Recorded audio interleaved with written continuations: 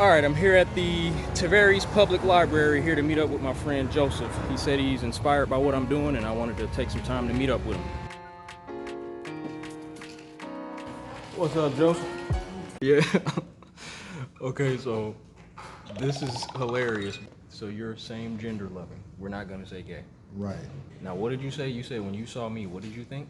Most people, at least from my vantage point, most people might think that Brandon is same gender loving because he's in touch with his softer side, his femininity, basically, I guess you could say. Yep. In African American culture, most men are not in touch with their femininity. When I look at you, I could almost consider you as being like non-binary, like you don't fit one type of gender expression. You could go both ways. Not Right. saying that to be I know what you mean. insulting, just saying that. Before I turned the camera on to share this moment and to share what Joseph had said about me, he was shocked. Like, he didn't even know why I would want to share that. He was like, wow, you really want to share that? And I said, yes, bro. I want to share with the world how you looked at me and you thought I could possibly be a homosexual. Why not? I don't take myself too serious. As you can see, I'm in a wheelchair. So I have cerebral palsy, mild cerebral palsy. So I was diagnosed with cerebral palsy shortly after I was born. So basically, we could say I've had it all my life. What is it? Like, what's the condition? Cerebral palsy is actually a neurological defect, and what it does is it cuts off the part of your brain that controls your cerebral system, your limbs. For most people, their legs. Okay. So because of that, I don't have the same ability in my legs as most human beings have. Now, because Joseph is such a well-spoken, well-thought man, I'm going to have moments in this video where I just let the screen go black. I'll let you absorb what was said, and then we'll get back to the conversation. Real love comes without borders. Real love comes without conditions. Real love comes without prerequisites. Real love is free. And real love is wild. Exactly. If we say we believe in real love, then that means that no one is excluded. All inclusive. If you notice in my vlogs, I'm dealing with a lot of different people. Everyone looks different. Everyone sounds different. Everybody has a different story. So I'm glad Joseph is helping to push that message in this vlog.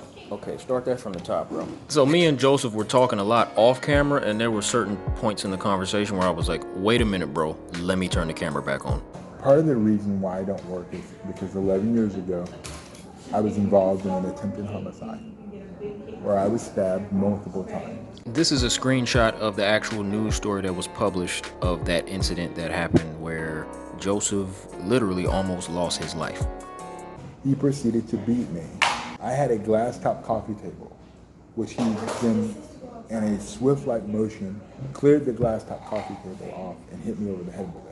He proceeded to pick up two end table lamps that I had that were also made of glass and hit me over the head with those. He proceeds to bend my left arm, and he breaks my left arm in 6 different places.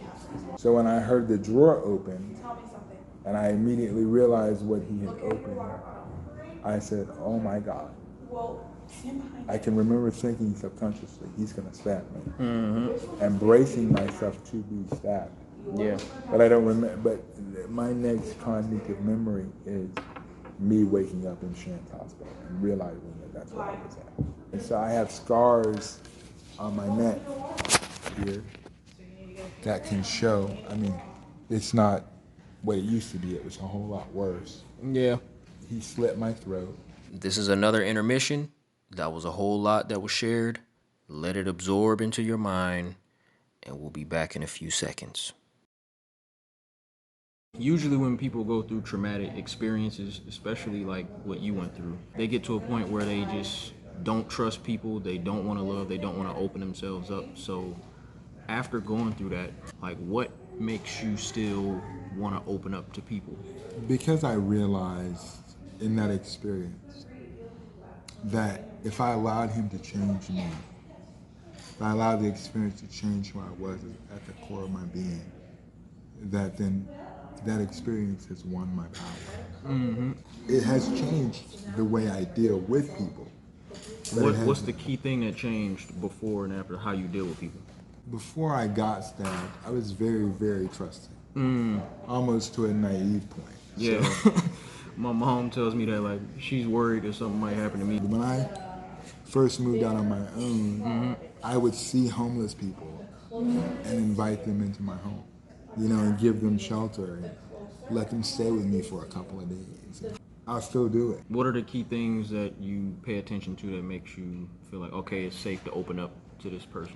A lot of times what I do is I don't gauge my feelings alone because I am already a loving person by nature. My husband's a lot more cautious than I am. He's a lot more skeptical of people than I am. So my husband is the yin to my yin. You know what I mean? Yeah.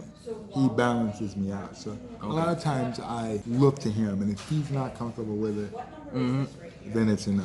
Take another break, absorb what was just said. We'll be back in a few seconds. Okay, so you said, what do you do with these books? Joseph shared a very simple gift that he has, but in my mind, it was very, very amazing, and I wanted to share it with everybody. I read about 6 books, probably about 6 books a week. 6 books a week? 6 books a week. And I can read 2 printed books at the same time and keep the stories separate and listen to an audiobook. And you can retain all the information and comprehend everything. Absolutely. How are you reading the 2 books? Okay, the 2. Don't even try to fucking wrap your mind around it, bro. It's his talent. Let it be what it is. Stop trying to figure it out. You look like you struggling like a mother. See, I'll be having hard times retaining just one book. Because Like, you're I'll watch a slow. movie one time. We own the glamour parts. We own the parts that are best suited for our individual makeup bag. And when I say makeup bag, I mean like we all have a side of ourselves that we automatically project, which is the side of us that doesn't show the cracks, the side of us that doesn't show the issues, the side of us that doesn't show our insecurities. But all of these things are what make us humane. And it's what makes you powerful. Like, people have to stop looking at those parts of yourself as the things that, oh man, that's the stuff I can't show. But when you show that part, that's when you really reach your next level of evolution. You know, I really believe this with all my heart. I used to hate the fact that I was disabled. I used to loathe that thing. But then I realized something. My disability is actually an ability. It is, bro. I'm talking to you, and I get this everywhere I go, just not with you. But as soon as I open my mouth and speak, most people are really shocked that a person in a wheelchair is so articulate, Right. so well thought, so well put together. It's like they expect people with disabilities to just They not expect us to not have a voice. Right. But I am so encouraged that I met you and that you've met me, because it shows that there's power in differences. There's power in diversity. You inspired me, like your authenticity. Yeah. Your owning every part of who you are. The ownership of that was so incredible. And a lot of people don't do that. We don't own all the parts of ourselves. It was very important for me to share a lot of the dark parts of Joseph's story, not because I want to put out quote unquote negative energy, but because I want people to be inspired by what this man has been through. And I want you to hear how he speaks and hear the love that he's ultimately here to express and that he wants to express. And he expressed that love directly to me, you know, even with all the things he's gone through. So I want people to be inspired by the story, and it's always to deliver a message of love. Don't speak all at once, more peace, all I want. Don't be so aggressive. Too much noise in the air, I don't care, yeah, you talk too much. If it ain't about love, you are not with us. All that hate in your heart, that could not be us. Good vibes every day when you rock with us.